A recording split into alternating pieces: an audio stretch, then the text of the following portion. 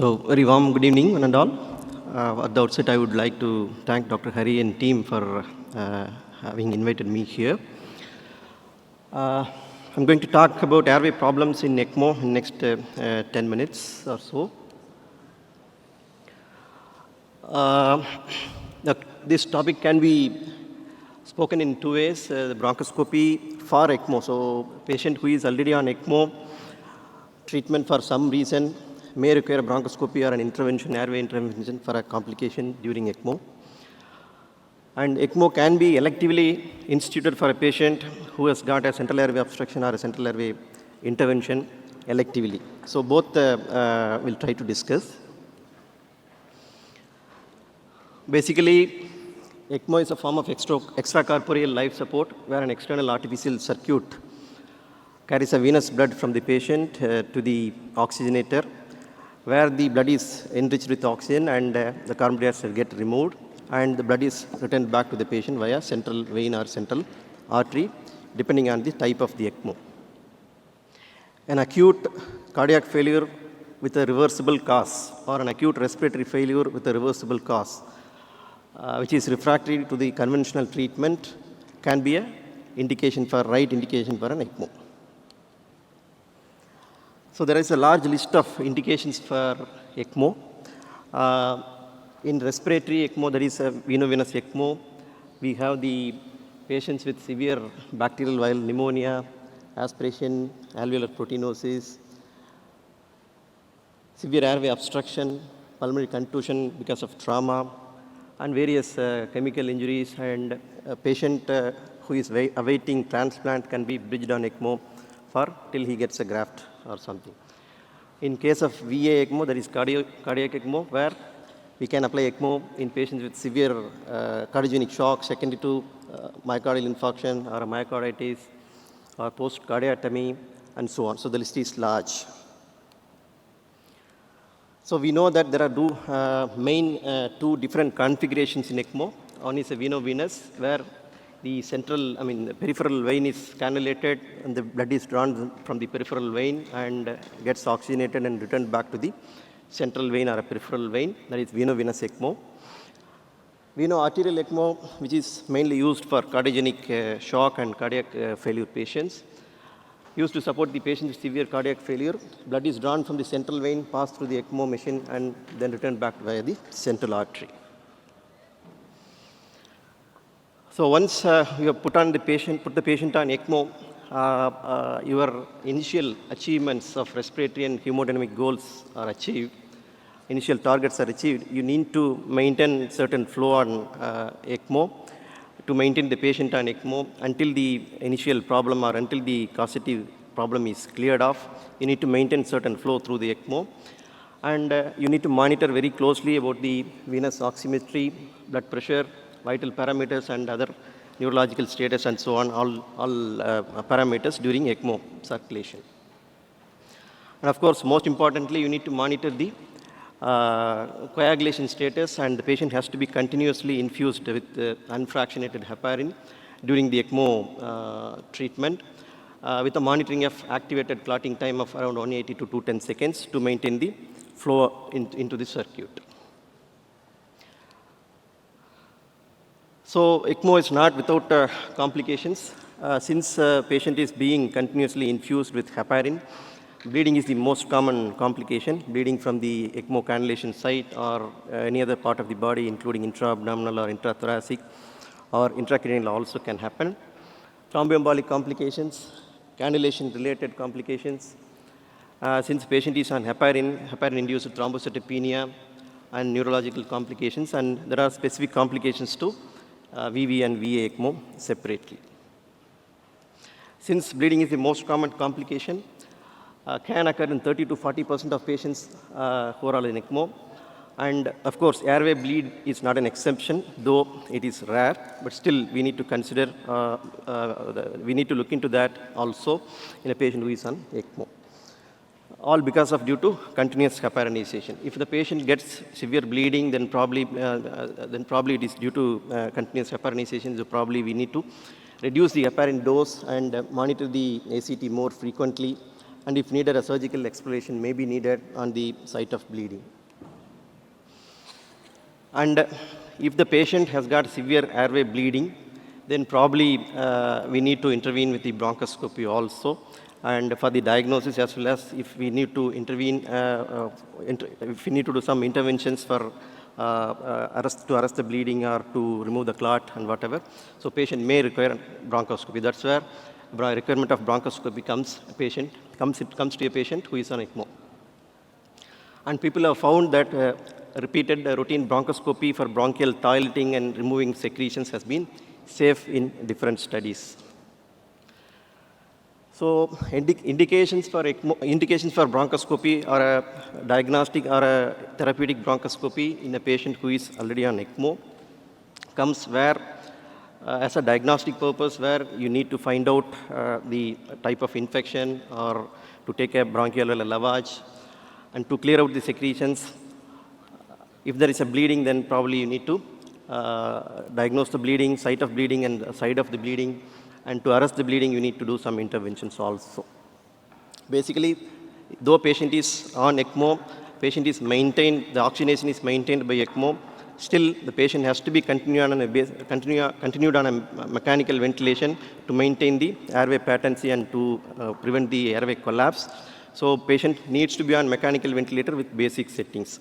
So it is not surprise that patient can get into complications of mechanical ventilation also, including your ventilator-associated pneumonias, airway bleeding, and frequent frequent secretions and blocking of the airway. So you need to do repeated bronchial toileting and periodic bronchoscopies.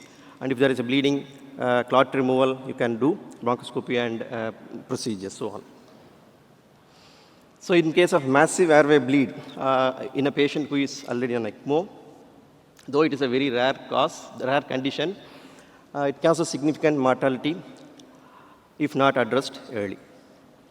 And bleeding complications are more common in VA ECMO than VV ECMO because VA ECMO is mainly for cardiogenic shock and the patient has already high pulmonary pressures because of cardiogenic cause.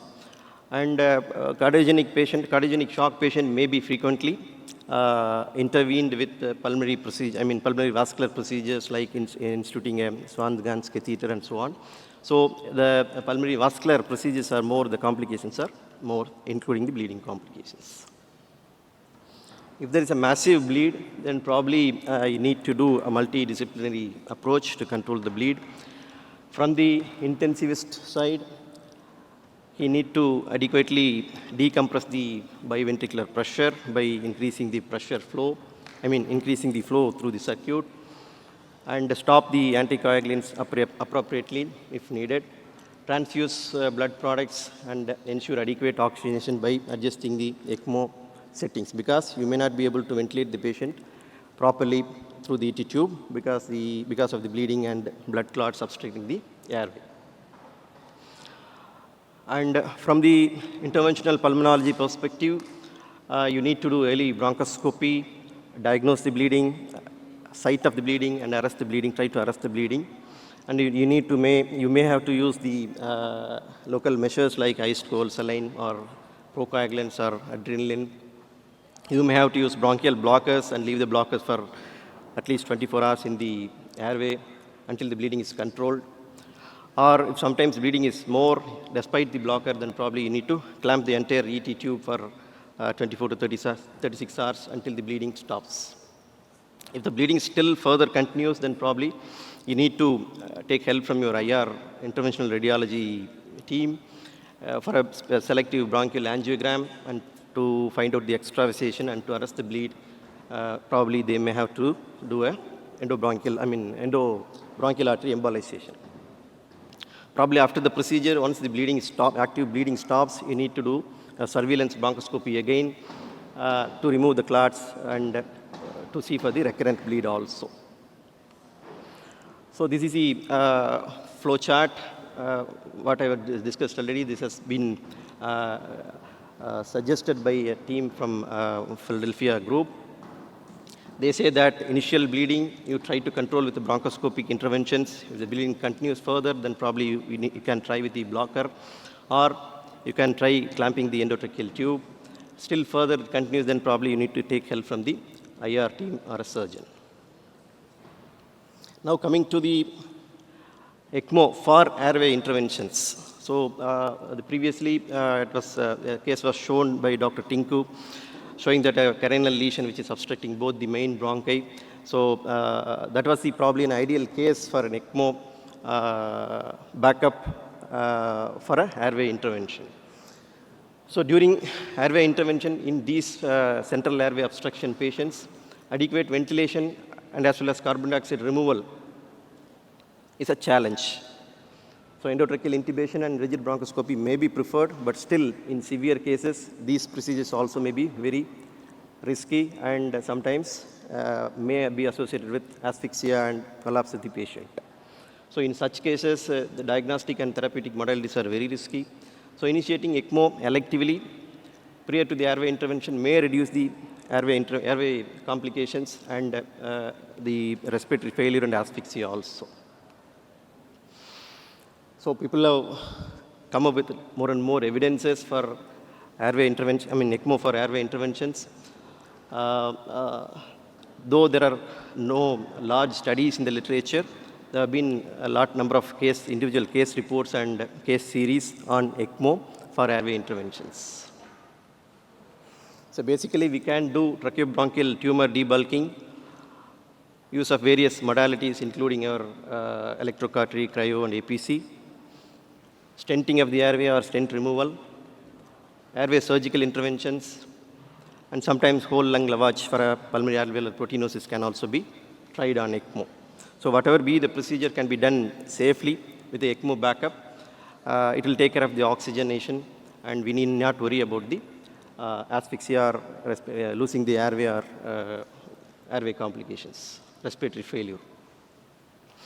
We can practice certain precautions to reduce the bleeding during an airway intervention while the patient is on ECMO.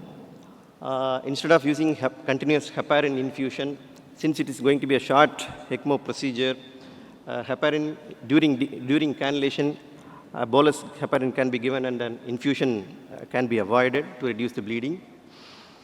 And instead of using normal catheters, heparin-coated cannulas are now available. They can be replaced by so they can replace the normal cannulas so that the heparin use may be reduced.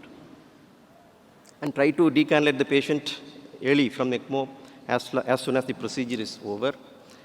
And while for the cannulation with ECMO, use small-sized catheters instead of conventional catheters so that the bleeding site, the ECMO cannulation site complications can be reduced.